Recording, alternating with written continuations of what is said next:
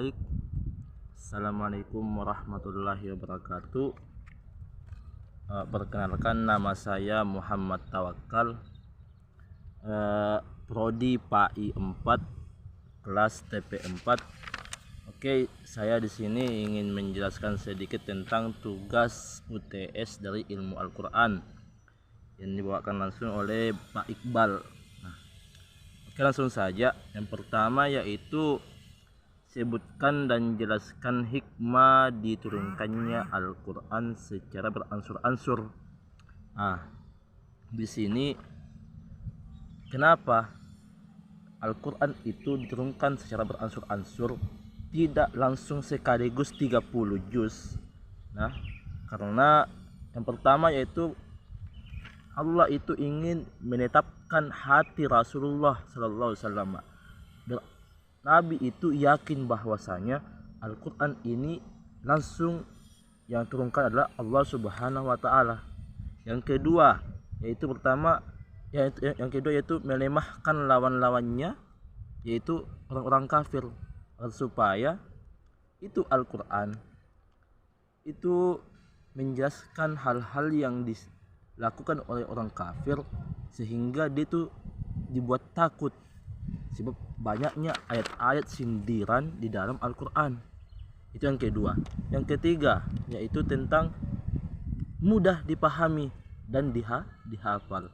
Jadi Al-Quran itu kenapa dia beransur-ansur? Karena supaya itu mudah dipahami dan dihafal oleh si Nabi SAW dan para sahabatnya, dan mudah diamalkan. Yang keempat yaitu penyusunannya itu mengiringi sesuai peristiwa kejadian di masyarakat yang bertahap. Jadi Al-Quran itu sesuai dengan kejadian apa yang terjadi di masyarakat pada saat itu. Yang kedua yaitu tentang jelaskan sejarah jam'ul Quran wa kitabatuhu. Di sini kita lihat tuh konteksnya. Ini tentang jam'ul Quran atau pengumpulan Al-Quran wa kitabatu dan penulisannya. Pada waktu pengumpulan Al-Quran itu sudah terjadi pada zaman Abu Bakar As-Siddiq yang dibantu oleh Zaid bin Zabit. Karena Zaid bin Zabit itu adalah penulis pertama Al-Quran pada saat itu. Di situ dikumpulkannya Al-Quran bersama dengan Umar bin Khattab. Pada saat Abu Bakar Siddiq ini wafat, itu dilanjutkan oleh Umar bin Khattab, dan setelah Umar bin Khattab ini juga wafat, sebelum wafat dia itu menyerahkan Al-Quran ini kepada Hafsah atau istrinya Rasulullah SAW. Sehingga pada saat itu juga setelah Umar bin Khattab wafat, dan langsung diambil alih oleh Utsman bin Affan.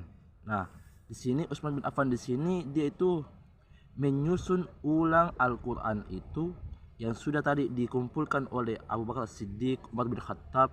Itu Utsman bin Affan di sini dia itu mengumpulkan ulang atau merevisi ulang, bukan merevisi, tapi itu dia itu menaruhkan tanda atau titik di Al-Quran itu, karena di mana banyaknya orang-orang yang bukan Arab masuk Islam. Jadi di situ maka kita kira namanya ada Mushaf Utsmani. Karena yang menyusunnya itu adalah Utsman bin Affan. Taruh di situ titik baris, karena supaya orang-orang yang bukan orang Arab itu paham dengan hal itu. Dan penulisannya juga dia di situ dibantu oleh Zaid bin Zabit, karena ya memang banyak penulis kan dulu itu penulisannya Al-Quran itu ada di batu-batu atau banyak di kertas-kertas atau di kayu kan.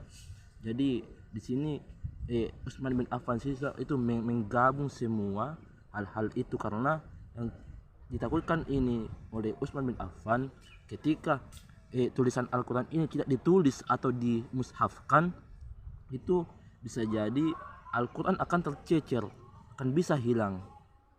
Dan yang kedua itu banyaknya penghafal Al-Quran yang wafat karena itu ada banyaknya peperangan pada saat itu. Yang ketiga yaitu jelaskan apa yang dimaksud dengan munasabah Al-Quran dan berikan contohnya. Munasabah Al-Quran secara bahasa itu berasal dari kata muqarabah, atau artinya berdekatan atau keterkaitan satu ayat ke ayat yang lain. Itu namanya munasabah Al-Quran, yang berasal dari kata muqarabah atau keterkaitan atau kedekatan satu ayat ke ayat yang lain. Contoh ayat munasabah itu ada di surah Al-Fatihah, ada itu ayat ke-6 sampai ke-7, yang dimana berbunyi ihdinas siratal mustaqim, tunjukilah kami jalan yang lurus. Di sini jalan apa? Jangan berhenti di sini. Itu ihdinas siratal mustaqim, jalan yang kayak bagaimana? Maka lanjut oleh ayat ke-7-nya, siratal ladzina an'amta alaihim ghairil maghdubi alaihim waladdallin. Amin.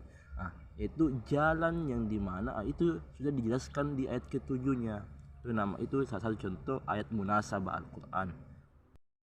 Artinya itu jalan yang lurus. Siratal ladzina an'amta alaihim, jalannya orang-orang yang engkau berikan nikmat kepadanya. An'amta alaihim ghairil maghdubi, bukan jalannya orang yang kamu maghdubi, yang engkau murkai, waladhdallin, dan bukan juga jalannya orang yang sesat. Karena memahami ayat itu jangan sepotong-sepotong, tapi harus secara utuh dan menyeluruh. Yang keempat yaitu berikan masing-masing satu contoh ayat makkiyah dan ayat madaniyah. Contoh ayat makkiyah itu ada di surah Al-Mu'minun ayat 82, yaitu qalu a idza mitsna wa kunna turabau wa idza man a inna lamab'usun.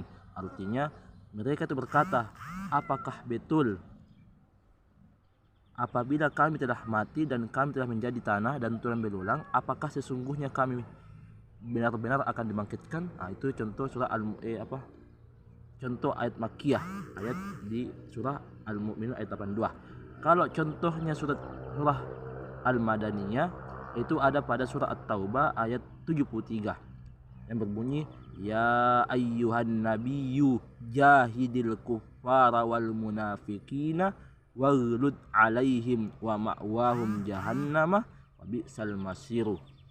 Artinya, hai Nabi, berjihadlah atau lawanlah orang-orang kafir dan orang-orang munafik itu, dan bersikap keraslah kepada mereka, karena tempat mereka itu adalah jahanam, dan itu adalah tempat kembali yang seburuk-buruknya.